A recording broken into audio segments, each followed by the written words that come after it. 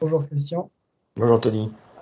Nous sommes en début de saison encore, à la fin du mois d'octobre, et nous faisons cette première interview de la saison pour faire un premier petit bilan.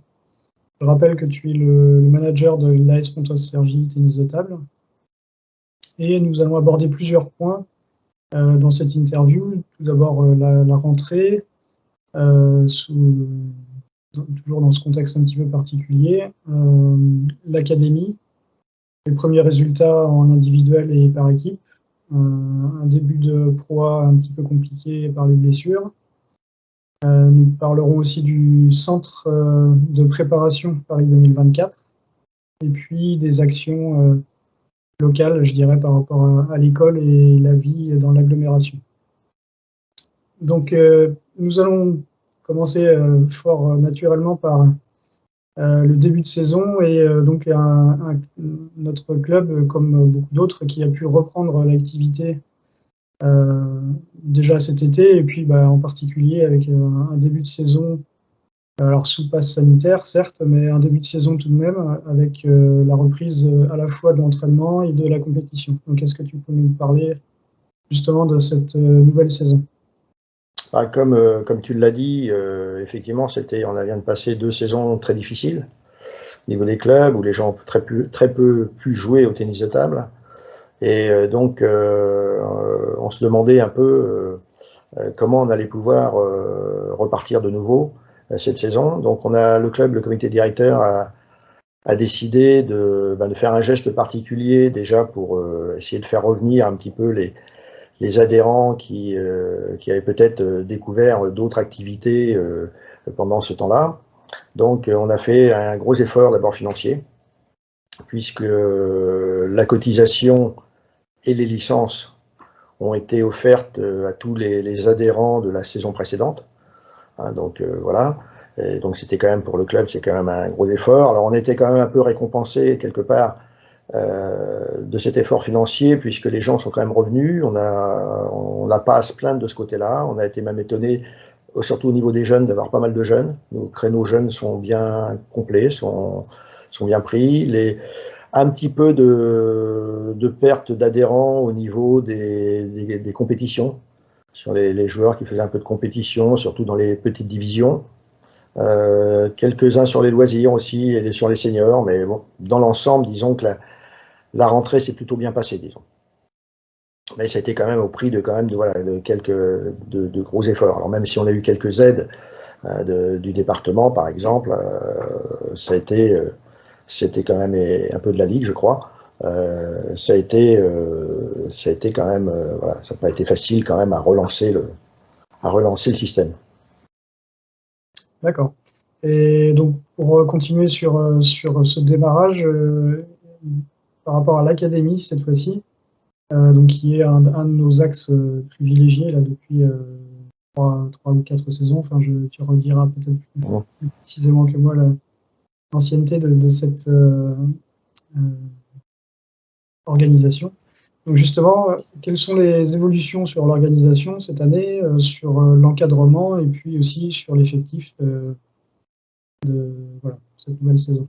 Alors, cette année, oui, comme tu l'as dit, c'est la 5e saison, en début de la 5e saison de cette académie, qu'on avait voulu vraiment. Alors, bien évidemment, elle fait partie du club, mais c'est un mode d'entraînement se rapprochant c'est des sports-études, des centres d'entraînement de haut niveau. Et là, on a fait sur cette 5e saison, on a fait encore un effort supplémentaire au niveau de l'encadrement, puisque en dehors des 6 encadrants et éducateurs sportifs, joueurs professionnels, joueurs de haut niveau, etc., qui travaillaient dans cette académie. Là, cette année, on était rejoint par Benjamin Brochard, qui était le responsable du centre d'entraînement de la Romagne, qui est aussi un club de Pro A, qui avait un beau centre d'entraînement aussi là-bas, qui vient dans la région parisienne, donc pour raisons personnelles. Et donc il nous a rejoint, donc c'est un atout aussi supplémentaire pour notre académie. Donc qui cette année, 18 enfants participent à l'académie. Alors c'est vrai qu'on a un petit peu moins, puisque l'académie est décomposée en 2 groupes, si on veut dire. le sport-études, d'un côté, qui réunit les gens qui sont les élèves qui sont à partir de la 6e, disons, et puis le pôle Poussin-Benjamin, qui est plus pour les enfants débutants, et comme le nom l'indique, les Poussins et les Benjamins, donc plus les enfants qui sont encore en classe élémentaire. Et donc, c'est vrai que ça s'est un petit peu vidé du côté des Poussins Benjamins, puisqu'ils sont montés, certains par exemple de CM2, ils sont montés en 6e, donc ça a grossi le rang des sports-études, et ça appauvrit un petit peu le Poussin Benjamin. Mais bon, actuellement, ils sont 2 en Poussin Benjamin, et donc il y en a 16 qui sont dans ce qu'on peut appeler le sport-études. On travaille en collaboration, donc bien évidemment pour le sport-études, avec une possibilité d'heures adaptées avec le collège École Saint-Martin, de Saint-Martin de France, donc qui est à proximité, juste à côté du hall omnisport. Donc ça, c'est vraiment plus facile pour pouvoir accueillir aussi bien des externes que des pensionnaires, puisque c'est aussi, comme tu le sais, la vocation aussi de l'académie, c'est d'accueillir aussi des gens. Alors bien évidemment, les gens qui sont au club, les gens qui viennent au club parce que bon, ils connaissent notre travail et c'est une reconnaissance, mais aussi des clubs extérieurs. On n'a pas que des gens qui sont au club. On a quelques personnes, quelques joueurs qui sont des clubs extérieurs et qui, dans ces cas-là, pour pouvoir bénéficier de l'académie, ils sont obligés d'être pensionnaires à Saint-Martin, parce que les déplacements seraient impossibles, les allers-retours seraient impossibles tous les jours, vu leur lieu de domiciliation. Mais non, c'est vraiment, s'il y a quelque chose dont on est fier sur ces dernières années aussi, en dehors de nos résultats sportifs, de nos équipes, de notre équipe pro, et puis du fonctionnement du club, mais c'est vrai que l'académie était quand même une réussite, parce que bon, on est parti avec 3 joueurs il y a 5 ans. Là, on est à 18 avec voilà, des très bons résultats. On met des moyens quand même qui sont importants pour pouvoir réussir. Donc, on met tout en œuvre pour que les jeunes qui viennent ici puissent avoir les résultats qu'ils espèrent. C'est-à-dire après, bien évidemment, on ne tire pas la raquette, mais on les met dans les meilleures conditions possibles. On leur donne les heures d'entraînement, on leur donne l'encadrement nécessaire, on a la préparation physique, etc. Tout pour qu'ils soient, voilà, qu'ils se rapprochent en tout cas des meilleures conditions qu'ils puissent trouver qu'on pourrait trouver dans des centres d'entraînement de la fédération. Donc, non, pour nous, c'est vraiment un bon point et on cherche à améliorer. Chaque année, on essaye de pousser la barre un petit peu plus haut. Et donc justement, pour faire une transition vers les premiers résultats de cette saison, je vais commencer par les individuels, du coup, parce qu'il y a certains membres de l'académie. Oui, cela a lieu cette semaine, donc voilà, je te laisse. Non, mais effectivement, comme je te coupe un peu la parole, mais effectivement, on a eu le premier tour d'individuel, pour nous, était un très bon tour. Alors bon, c'est vrai que c'était le premier tour de la saison, mais on était représenté au niveau national, aussi bien en National 1 qu'en National 2. Donc on avait 9 joueurs, on en avait 2 qui jouaient en National 1, c'était Thomas Laroche et Raphaël Cabrera, qui nous a rejoint cette année, puisque c'est un jeune qui vient de la République dominicaine, qui a été champion panaméricain dans sa catégorie des moins de 15, donc dans les cadets. Et donc il nous a rejoint cette année, donc il a pu démarrer, vu son niveau de jeu, directement en National 1. Et donc là, c'était bon, ils ont bien joué, parce que bon, ils ont joué dans le top niveau, c'est-à-dire dans les 16 meilleurs cadets français. Et Thomas a fini premier, ce qui est assez exceptionnel, ce qui est un très très très bon résultat, qui le met pas loin du groupe France. Enfin, il est dans l'antichambre de l'équipe de France. Et puis Raphaël a fini 5e sur 16, donc c'était aussi un bon résultat. Mais bon, pour lui, c'était un petit peu plus difficile parce que bon, il découvrait, même s'il a fait quelques WTT chez les jeunes, il découvrait ce que c'était voilà, la compétition individuelle en France. Le niveau de jeu est quand même beaucoup plus élevé, c'est plus dur. Voilà, donc il a été un peu surpris, mais il s'est quand même adapté assez rapidement. Et voilà, il a pu trouver les moyens de faire face à cette compétition. Et puis on avait 7 qui jouaient au niveau de National 2, donc dans notre zone de National 2, puisque nous, l'Île-de-France, on est avec la Bretagne, on est avec les Pays de Loire, avec le centre. Et donc là, on a eu des très bons résultats. On a Tania Maurice, qui monte en N2 cadette, elle est minime, hein, donc elle est minime première année, elle monte en N2 cadette, ça s'est fini 3e. On a Ilan Goudjil, qui est lui aussi minime première année, qui finit 3e, donc qui rate de peu la montée en N2 cadet. On a Laurine Mu, qui est cadette, monte en National 1 cadette. Donc tout le monde, on n'a aucune descente. Donc on a vraiment voilà, tout le monde était, on avait, je crois, si je dis de mémoire, on avait sur les 7 qui ont disputé la National 2, on avait 6 qui étaient en demi-finale. Donc qui étaient possibles montants de division ou de catégorie. Donc c'est très bien. Alors après, voilà, c'est le début de saison, on ne va pas s'enflammer non plus, mais c'est des résultats qui sont très encourageants pour la suite de la saison sportive.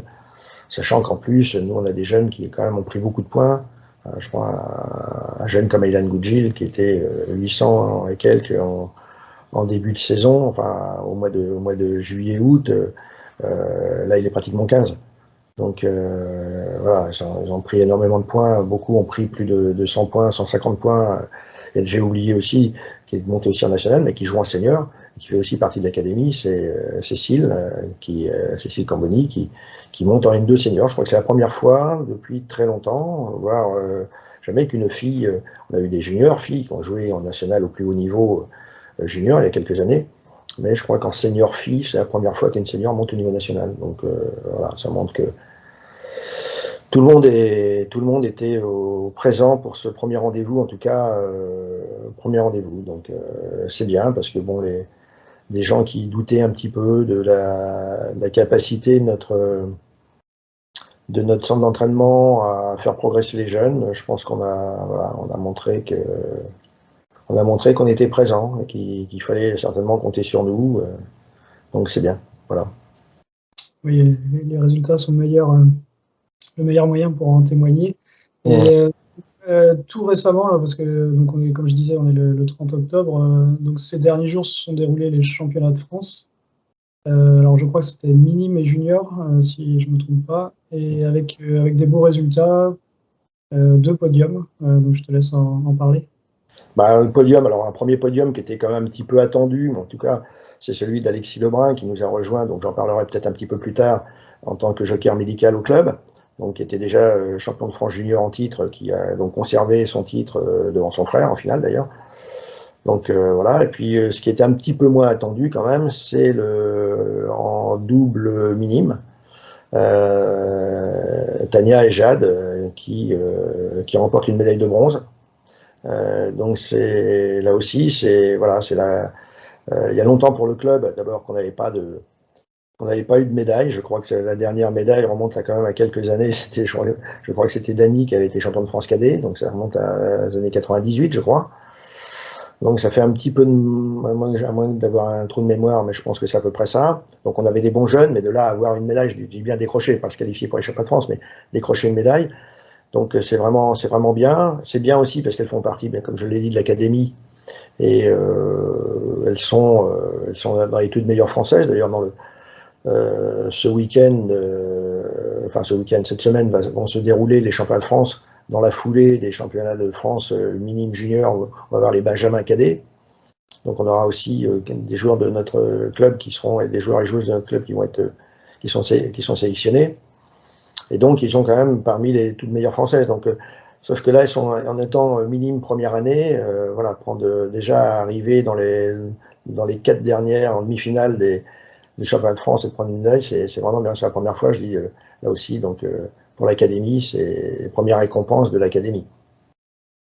Donc c'est bien, ça montre encore une fois que dans la continuité, Tania avait été vainqueur du top 8 régional en tout début de saison. Elle est montée en N2 cadette. Avec sa sœur, elle prend une médaille de bronze. Donc voilà, il y a le talent, il y a le travail surtout. Mais dans le tennis de table, voilà, il y a des méthodes d'entraînement. Je pense qu'on est sur les bonnes méthodes, sur les bons moyens de travail. C'est pas pour rien que même déjà en ce début de saison, on a déjà des gens qui nous demandent des renseignements pour savoir un petit peu comment les modalités pour s'inscrire la saison prochaine, voir un petit peu comment. Donc c'est vrai que notre meilleure pub, c'est c'est nos résultats et c'est nos jeunes. Il n'y a pas de secret. Quand les gens regardent, analysent sur les 3-4 dernières années, la progression de nos jeunes, voilà, il n'y a pas de, c'est pas le hasard. Donc voilà, donc on espère, oui, effectivement, que avec cette médaille-là, et puis que cette semaine, on aura d'autres récompenses. Ça serait juste pour les jeunes qui ont vraiment bien travaillé, qui ont bien progressé. Et après, voilà, c'est de la compétition, tout peut arriver, de très bien comme de moins bien. Après, ben, voilà, il faut gérer, il faut repartir, et puis si ça s'est moins bien passé, ben, il faut se remettre en question, il faut retravailler. Donc voilà, un petit peu en tout cas pour notre académie, et je dis, c'est vrai que voilà, tout le monde en est, je pense, très content. Ouais. Et toujours dans la compétition, est-ce que tu peux nous parler de, bon, la saison par équipe vient aussi de démarrer, je crois qu'il y a eu trois journées de jouer à peu près. Ouais, c'est vrai que nos objectifs cette année sont assez élevés. On a monté un petit peu les objectifs. Je pense que ça sera important. Je pense que notre équipe, mise à part, je mets toujours un petit peu à part l'équipe de Pro A, qui est, bon, c'est une équipe, même si elle fait bien évidemment partie du club, et c'est très important pour le club, mais bon, ce sont des joueurs professionnels, etc. Donc voilà, c'est un petit peu à part, mais les équipes derrière, on a 14 équipes quand même qui jouent en championnat, hein, de la nationale 3 à la départementale 3. Donc je pense que c'était, pour un club comme le nôtre, je pense que c'est important qu'au niveau national, on ait une équipe, que l'équipe franchisse au moins un échelon. C'est-à-dire qu'on ait une équipe qui joue en National 2, qui est quand même un échelon intéressant. Bon, c'est mieux que la National 3, bien évidemment. C'est déjà un échelon intéressant dans l'optique de la progression de nos joueurs, du côté un peu, parce que j'ai dit qu'on avait Rafael Cabrera qui était venu chez nous, mais on a des joueurs grecs qui viennent jouer au club, qui s'intéressent, qui restent un peu des semaines d'entraînement, qui font des semaines d'entraînement au club. Donc là aussi, je pense que c'est aussi on a pour les plus jeunes, mais peut-être qu'il faudra réfléchir à l'avenir à développer un centre d'entraînement, d'ouvrir un petit peu le centre d'entraînement aux plus adultes, aux gens qui veulent s'investir plus dans le tennis de table, voire rejoindre peut-être un jour un statut professionnel, mais voilà, se donner les moyens en tout cas d'atteindre leurs ambitions. Et donc, dans ce cadre-là, nous, c'est vrai que le bouche à oreille a fait qu'on a quelques joueurs grecs qui jouent, d'ailleurs un qui joue en National 3 actuellement, et un qui donne un coup de main avec notre équipe de régional, mais voilà, qui rejoignent quand ils ont la possibilité. Cette saison, ils sont venus faire un stage d'une semaine, etc., avec le centre d'entraînement, avec l'académie. Donc c'est bien. Et je pense que c'est comme ça qu'il faudra essayer de voir. Donc c'est pour ça que je dis la N2, monter en N2, c'est assez important pour nous. Montrer nos équipes aussi de régional d'un échelon au moins, ça serait bien aussi pour qu'il y ait le moins d'espace possible entre notre équipe de nationale et nos équipes régionales, voire départementales, en tout cas pour les premières départementales, je pense au PR, pour que les jeunes qui vont progresser, qui sont à l'académie, qui vont progresser, ou les jeunes qui nous rejoignent au niveau du club, puissent avoir un niveau de jeu intéressant. Et pas, bon, c'est vrai que quand c'est, à mon avis, c'est jamais très bien d'avoir une équipe, j'en sais rien, moi par exemple en N1 ou N2, en championnat, et puis d'avoir l'équipe 3 du club ou l'équipe 2 du club qui joue en Régional 3. C'est un tel que faire. Comment les jeunes qui vont progresser, dans quelle équipe les mettre, quelle perspective, il n'y en a pas. Donc voilà, je pense que c'est ça. Et puis notre axe aussi notre projet, c'est aussi de faire monter nos féminines. Je pense que trop longtemps, on a laissé un peu les féminines. Alors c'est vrai qu'on n'en avait pas beaucoup.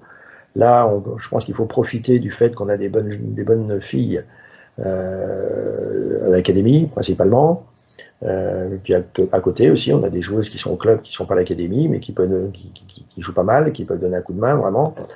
Et pour faire monter notre équipe, au moins au niveau national. C'est dans un premier temps, mais je pense qu'il ne faudra pas se contenter de ça. Mais je pense qu'un club comme le nôtre doit être représenté au niveau national chez les féminines. Et avoir une équipe réserve, là aussi, c'est un peu ce qu'on essaie de faire, mais comme tu le sais, et comme beaucoup de clubs le savent, avoir des féminines, c'est pas évident. Donc C'est en tout cas l'objectif du club, faire monter les divisions, être compétitif dans beaucoup d'équipes, sans oublier bien sûr nos féminines qui jouent un rôle important dans les résultats du club. Donc c'est vrai que c'est un projet un peu ambitieux, mais bon, on verra, on fera le bilan déjà complètement, on verra à la fin de la première phase, mais à la fin de la saison surtout, puisqu'on on peut se rater une fois, mais il ne faut pas se rater à la fin de la deuxième phase pour essayer quand même d'atteindre des objectifs. L'avantage au tennis de table, c'est qu'on a généralement on a 2 chances. Donc il faut essayer d'en prendre au moins une. Et si on la monte la première fois, il ne faut pas redescendre le coup d'après, parce qu'autrement on a travaillé pour rien. Donc voilà. Ok. Donc on était arrivé enfin, à parler des niveaux nationaux. On va encore monter d'un cran avec la Pro A. Donc avec un début de saison compliqué en termes de physique en fait pour 2 de nos joueurs. Donc voilà, je te laisse parler de ce début de saison. Bah oui, le problème qu'on a, c'est que ça commence à devenir une habitude, donc ça c'est pas très bon. Ça fait quand même plusieurs saisons qu'on a des problèmes physiques. En ce qui concerne Tristan, c'est malheureusement ça revient assez régulièrement entre des périodes où il joue très bien et puis des problèmes où il est blessé. Donc c'est vrai que ça nous met en difficulté, ça c'est sûr. Et puis cette année, en plus, on en a 2. Alors comme ça, puisque Quentin a été aussi blessé tout ce début de saison.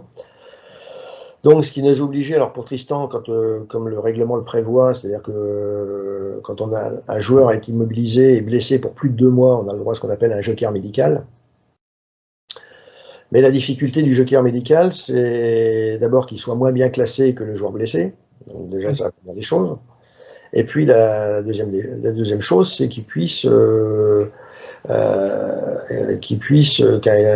club, alors si c'est un étranger, que son club puisse le laisser venir jouer, ce qui n'est pas évident parce qu'il y a des pays qui n'autorisent pas à jouer dans 2 championnats. Donc c'est assez difficile. Et on a, après avoir cherché, on a eu l'information effectivement qu'on avait Alexis Lebrun, donc, qui joue à Montpellier, qu'on remercie d'ailleurs le club de Montpellier de nous avoir aidés dans cette opération. Chercher un club en Pro A pour essayer de faire éventuellement soit faire des piges, soit en tout cas voilà, jouer à un plus haut niveau. Et donc c'est comme ça qu'on l'a contacté par l'intermédiaire de son entraîneur. Et voilà, on a réussi à mettre en place. Donc effectivement, Alexis, alors pour nous c'est vraiment une bonne pioche, parce que il a joué, il a un très bon état d'esprit, il a vraiment bien joué. Tout de suite, il s'est adapté à l'équipe. Il a montré voilà qu'il était compétitif. Et ce qui n'était pas évident, parce que bon, il pouvait peut-être y aller un petit peu sur la pointe des pieds, mais bon, visiblement, c'est pas son style. Donc, il est tout de suite rentré dans la partie. Bon, alors espérons, hein, il a fait que 2 matchs avec nous, donc un où il n'a pas eu trop de réussite, un match sur Rouen où il a perdu l'international hongrois Zoudi, et puis le deuxième à domicile sur Saint-Denis où il a vraiment très bien joué sur Guérel, qui est un ex-international suédois, où il a vraiment, il a gagné de belle manière, disons. Donc après, voilà, il a des matchs intéressants à jouer.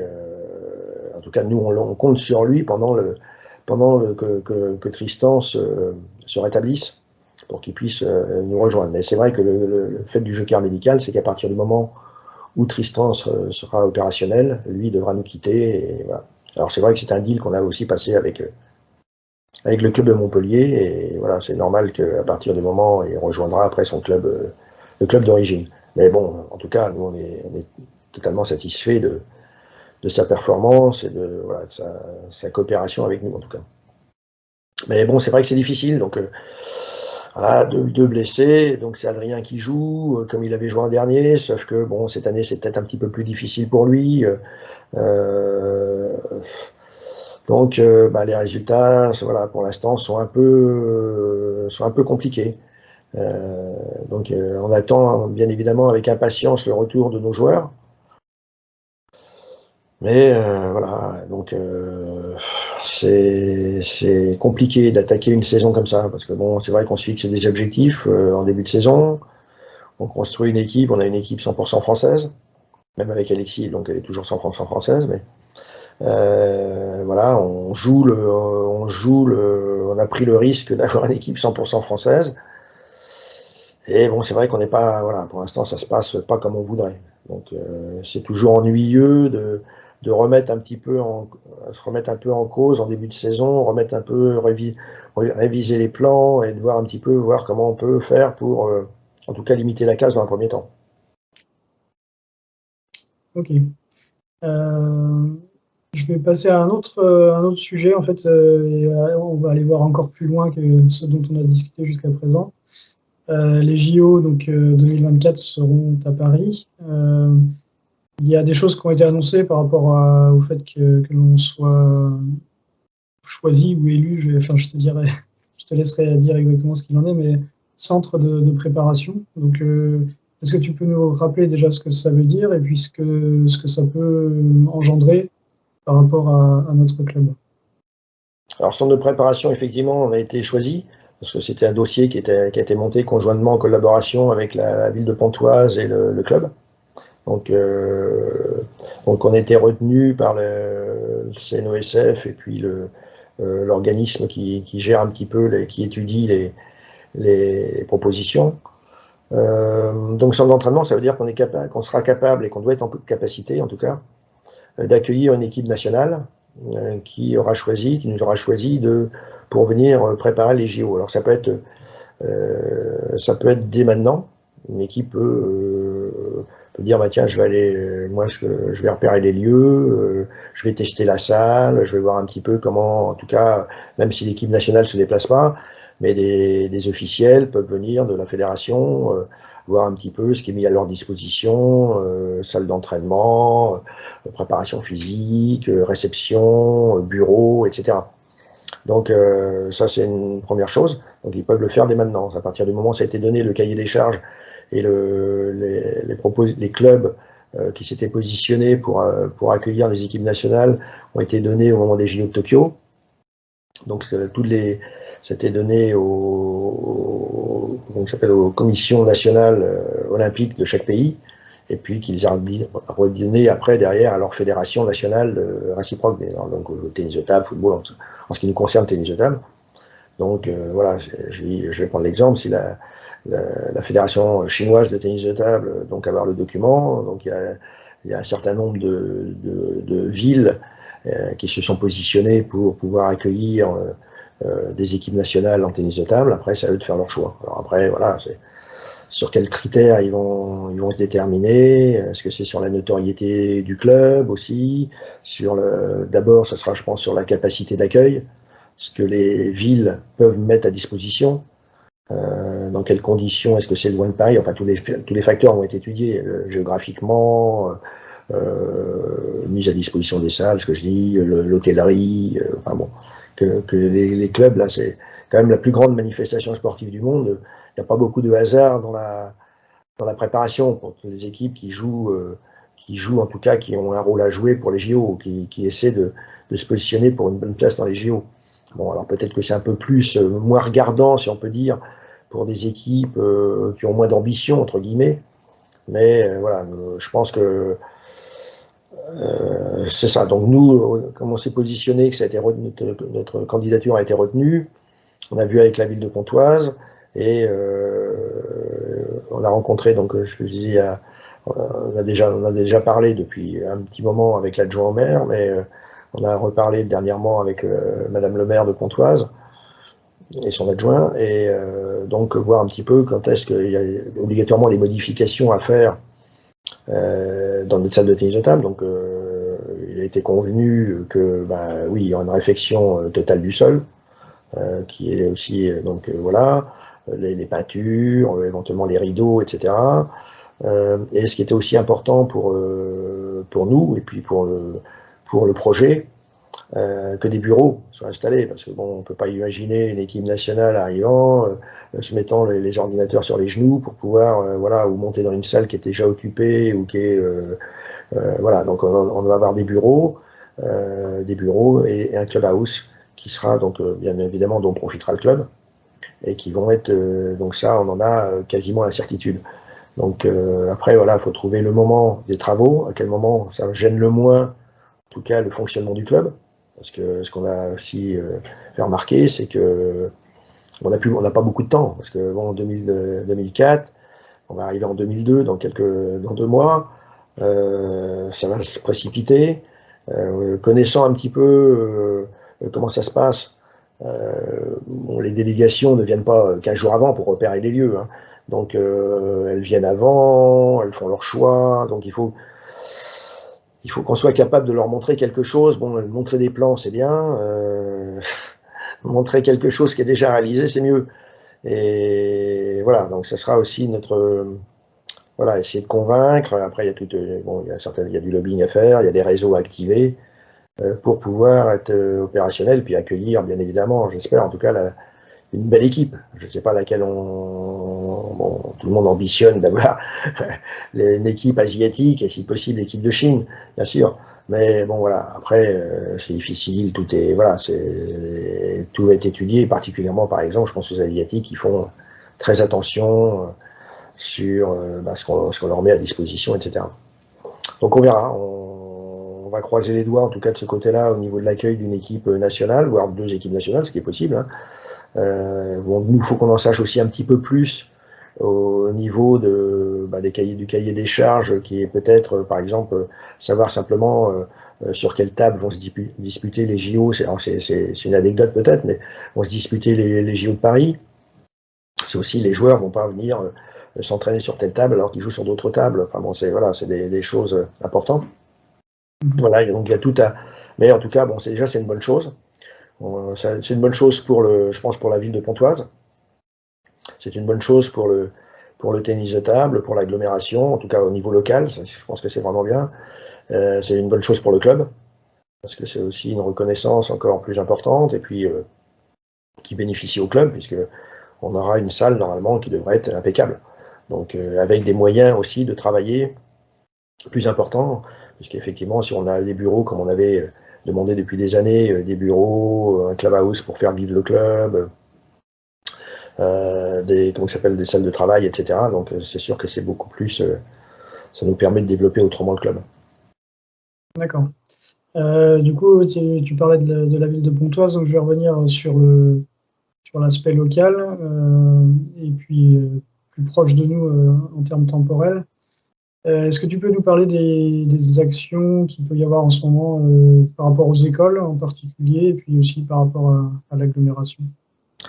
Alors c'est vrai que nous, on a depuis des années, hein, je pense que ça fait plus de 20 ans qu'on on essaye de travailler avec les écoles, alors avec plus ou moins de réussite, mais on a mis, il y a quelques années, on a mis des éducateurs sportifs dans chaque école. Donc, je pense pour Pontoise, chaque groupe scolaire de Pontoise avait un éducateur sportif pour qu'il puisse faire du tennis de table. C'était voilà. Donc c'est pas nouveau. Par contre, effectivement, maintenant, bon, on s'oriente peut-être vers autre chose, même si on veut travailler avec un maximum d'écoles. Alors d'abord, il y a le problème qu'il y a, c'est la distanciation par rapport au l'omnisport. Parce que bon, les écoles n'ont pas les moyens, ils n'ont pas de car. Je crois que le car est à disposition pour aller à la piscine, parce que apprendre à nager est obligatoire, mais il n'y a pas de mise à disposition de car, et c'est pas avec notre 9 places qu'on peut aller chercher les élèves. Donc il y a déjà ce problème de déplacement. Donc ça concerne malheureusement assez peu d'écoles, 3 ou 4 écoles maximum. Et puis, donc, on travaille avec ces écoles-là, mais on va plus s'orienter plutôt que de diriger, comme on faisait en mettant un éducateur sportif qui organisait les cours, qui organisait l'animation tennis de table, etc.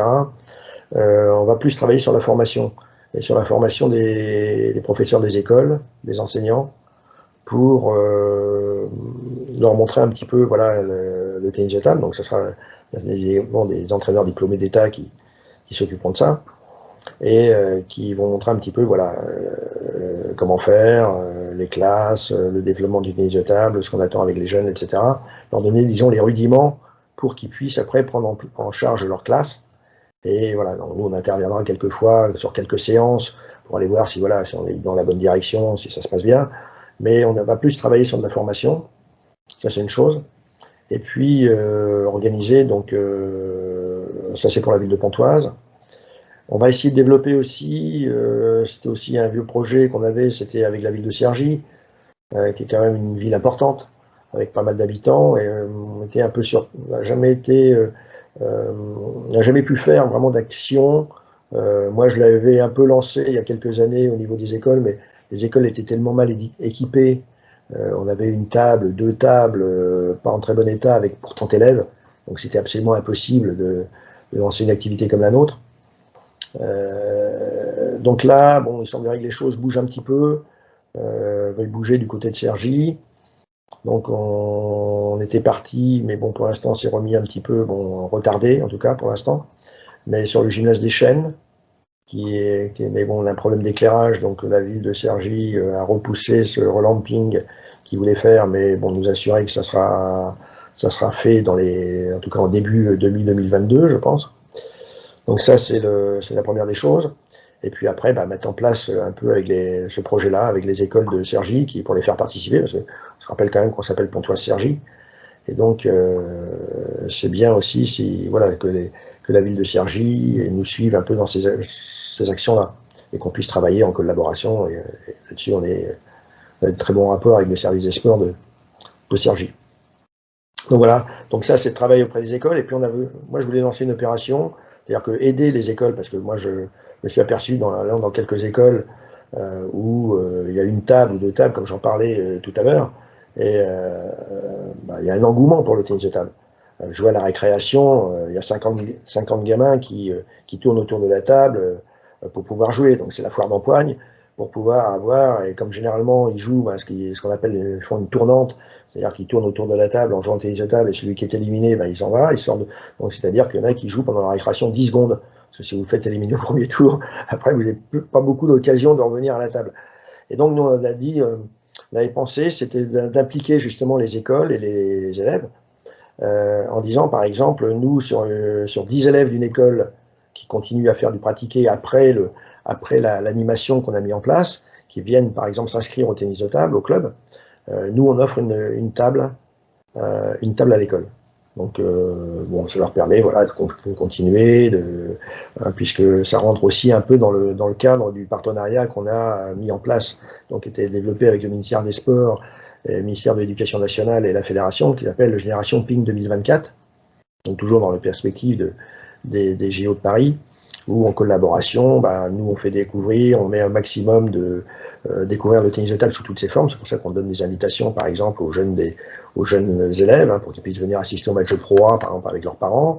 On organise des tournois de fin de saison pour les écoles, et en contrepartie, bien évidemment, l'école rappelle quand même qu'il y a du tennis de table, qu'il y a un grand club à Pontoise, et voilà, que c'est intéressant peut-être de découvrir cette activité. Donc voilà, c'est un peu, c'est un partenariat qu'on a signé. Là, pour l'instant, on en a signé un qui était l'année dernière déjà avec l'école du Parc aux Charrettes, et on va normalement essayer de le mettre en place avec l'école, au moins en tout cas avec l'école de l'Ermitage pour cette saison, et puis essayer de développer sur 2 ou 3 écoles avec lesquelles on va rentrer en pourparlers. Mais bon voilà, et puis on est aussi, bon ça c'est autre chose, mais c'est lors de la journée dans d'autres activités, la journée de la semaine olympique qui a été organisée par la ville de Pontoise, c'était au mois de juin je crois. Moi j'y suis allé, il y avait différentes activités, et j'ai pu faire connaissance avec le milieu hospitalier. Il y avait des docteurs qui étaient là, des infirmières, qui venaient un peu justement découvrir un peu différents sports, parce que c'était placé pas loin de l'hôpital. Donc ils venaient voir un petit peu, j'ai pris contact, et je pense qu'on va essayer de mettre, alors bon ça c'est plus faire une action plus caritative qu'autre chose, mais je m'étais engagé à donner, par exemple, des tables, des mini-tables, parce qu'ils n'ont pas beaucoup de place, et des mini-tables de tennis de table pour les enfants, par exemple, les enfants malades de l'hôpital, etc. Donc voilà, c'est quelque chose qu'on va essayer de développer. Après, bon, voilà, faire, en tout cas, un club comme le nôtre doit aussi s'investir, je pense, dans des actions comme celle-ci, quand on peut, bien sûr. Donc ça, je pense que ça serait pas mal. Ça serait pas mal pour donner un peu que les gens, quand je dis que tout le monde peut jouer au ping, tout le monde peut jouer au ping. Donc en soi, bon, ça fait plaisir aux enfants, peut-être qu'aussi le personnel hospitalier, ça lui permettra aussi de se détendre un peu et de venir jouer quand ils ont quelques moments. Donc voilà, c'était en tout cas la parenthèse que je voulais dire. Et puis troisième chose, là c'est quelque chose aussi qui nous tient à cœur, c'est d'essayer de faire une opération un peu plus grande envergure. Et je voudrais toucher un peu, sensibiliser les élus au tennis de table. Alors c'est vrai que malheureusement, et ça c'est un regret qu'on a, la presse locale en tout cas, nous a quand même, faut bien le dire, un peu abandonné. On n'a plus de, voilà, malgré nos résultats, je crois qu'on a eu juste un petit, et encore, oui, un petit filet dans le journal local sur la 4e place de Manu Le Besson au JO en double mixte. Donc ça fait quand même pas énorme. Voilà, nos résultats de championnat de France de Pro A sont ignorés. Les résultats de nos jeunes ne passent pas non plus. Donc c'est vrai que bon, c'est un petit peu embêtant. Alors moi, je suis jaloux de personne. Mais voilà, il faut aussi savoir un peu reconnaître, on est quand même un sport olympique, on a un sport joué par beaucoup de monde. Donc c'est un peu dommage de ne pas vouloir. Voilà, c'est mon coup de gueule vis-à-vis de la presse locale. Et donc je voulais essayer de faire mieux connaître auprès des élus. Et on va essayer d'organiser un tournoi, un challenge de l'agglo.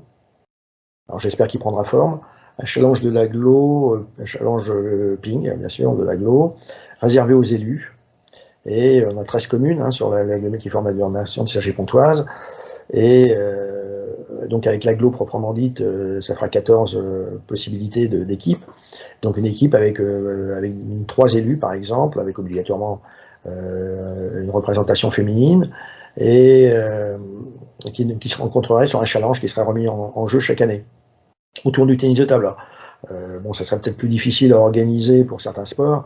Le tennis de table, je dis, bon, voilà, encore une fois, je le redis, mais rares sont les personnes qui n'ont pas tenu une raquette de ping dans la main. Donc, je pense que tout le monde peut jouer. Puis en plus, en fonction des réponses qu'on pourra avoir, on pourra aussi ouvrir notre salle pour les élus qui veulent venir s'initier quelques séances dans notre séance loisir, par exemple, dans nos entraînements loisirs, où ils pourront venir voilà, s'entraîner un peu avant de se lancer dans la compétition. Mais bon, une compétition tout à fait amicale. Et donc, moi, les quelques échos que j'ai pu lancer du côté de Cergy ou du côté de Pontoise ont été très favorables. Donc, on va essayer, on va voir, on va y travailler un petit peu, et puis on va essayer de regarder quel moment on pourrait lancer cette animation, qui je pense peut être intéressante. Voilà. Et puis, dernière chose, mais ça, j'en ai pas pu le faire, c'est, je sais pas, j'aimerais bien qu'on puisse le faire, c'est à l'occasion des JO, on voulait essayer au niveau du club de célébrer un petit peu, au moment des JO de Tokyo, les qualifications de notre joueur. Au départ, ils étaient 2, mais maintenant, après, il n'y en a plus qu'un seul, c'était Manu Le Besson. Pour les JO de Tokyo, c'était quand même, mine de rien, depuis 2008, le club est toujours présent aux JO. On a été présent aux JO de Pékin avec Patrick Chila, on y était à Londres avec Adrien, on était à Rio, je parle pour les joueurs français, à Rio avec Tristan, à Tokyo avec Manu. Et donc voilà, je disais, on voulait faire une petite rétrospective avec des vidéos, avec les affiches qu'on a fait. On a fait des belles affiches, on a bien travaillé, le club a bien travaillé là-dessus. Donc voilà. Et malheureusement, ça n'a pas pu se faire parce que bon, avec le problème sanitaire du Covid, etc. Donc c'était difficile de rassembler du monde. Maintenant que ça se libère peut-être un petit peu plus, c'est un peu plus facile. Il faudrait trouver, alors je voudrais essayer de le faire avant la fin de la saison, je ne sais pas si ça sera possible, mais là aussi c'est important que les gens sachent aussi, pour nos adhérents, un peu quel club est le club de Pontoise-Cergy. C'est-à-dire que on travaille sur différentes choses, mais les Jeux Olympiques, on est présent pour les JO, donc c'est bien, ça montre la qualité aussi du club. Donc voilà un petit peu pour te résumer les différentes actions qu'on va essayer de mettre en place tout au long de la saison. Certaines, on essaie plus rapidement, comme celle-ci, mais d'autres qui vont prendre un peu plus de temps, puis d'autres qui sont travail en profondeur. Quand je dis travail avec les écoles, voilà, c'est aussi du travail en profondeur. Et donc voilà un petit peu le résumé de cette première partie de saison. Donc en espérant, juste que j'avais oublié un mot, c'est quand même sur la Ligue des Champions, qu'on n'a pas abordé. On s'est qualifié, puisqu'on a fait un pré-tour, on s'est qualifié d'extrême justesse. Là, on a eu une blessure, c'est là que Quentin s'est blessé. Donc on s'est qualifié on est passé par un trou de souris. Et donc on va jouer, on va se qualifier cette semaine. On va se déplacer donc à Sarrebruck pour essayer de se qualifier, pour essayer d'atteindre les quarts de finale, ce qui va être difficile, mais voilà, quart de finale, il faut d'ailleurs finir dans les 2 premiers de la poule. Dans une poule, on aura le club allemand de Sarrebruck, les Danois de Roskilde et le club polonais de, je ne me rappelle plus du nom, qui est imprononçable. Et donc voilà, donc il faudra essayer d'en laisser 2 derrière nous, ce qui ne va pas être évident. Autrement, on fera comme c'est le règlement, c'est-à-dire que les 3 et 4e ne sont plus en Ligue des Champions, ils sont reversés comme on a été l'an dernier dans l'Europa Cup. Voilà. Donc voilà, mais bon, c'est vrai que pour nous, la Ligue des Champions n'arrive pas à un très bon moment quand même, parce qu'on ne pourra malheureusement pas jouer avec en pleine possession de nos moyens. Donc c'est toujours un peu frustrant de faire une compétition sur laquelle, si on avait été avec un Tristan, un Manu en pleine forme, un Tristan en pleine forme, et un Quentin aussi en pleine forme, on avait quelque chose à faire, je pense. Là, la mission n'est plus tout à fait la même. Donc c'est toujours un peu de la frustration quand on fait du tennis de table de compétition. Donc pas pouvoir se défendre en tout cas avec les moyens qu'on a. Donc voilà. Je te remercie, Christian. Je pense qu'on a abordé pas mal de choses. Ça fera déjà un beau contenu pour cette première interview. Donc voilà, merci pour ces informations aussi qui est destinées à la fois à nos licenciés et puis à l'extérieur aussi sur la vie du club. Merci Christian. Merci à toi. Bonne soirée. À bientôt.